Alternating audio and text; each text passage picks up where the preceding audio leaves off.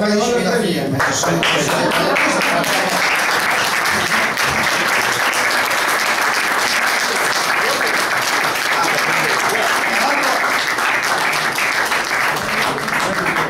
Tra l'altro ci tenevo a ringraziare pubblicamente Rodolfo, che è quel signore che ha fatto vedere il cartello, perché sono quei personaggi che magari non parlano ma che fanno funzionare veramente le cose.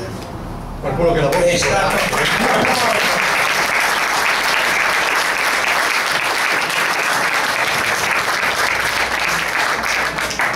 è stato un pochino il motore che ha portato avanti la cosa operativamente, perché le idee sono belle, sono giuste, ma poi devono essere inverate, e se le cose non si realizzano sono campatinali e non producono frutto. Lascerei, penso, andare ai parlamentari, perché credo che tra il TAV, l'ORA e tutti i loro impegni siano abbastanza pressati.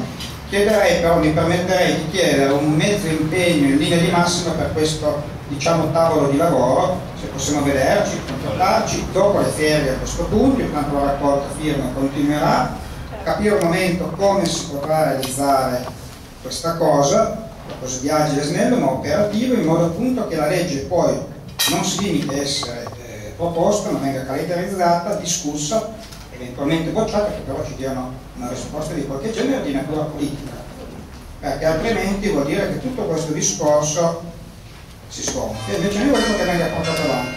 Secondo me, buttiamo lì la previsione, ottobre-novembre potranno essere 20.000, questo darà un'ulteriore forza di iniziativa. Vi ringrazio di nuovo.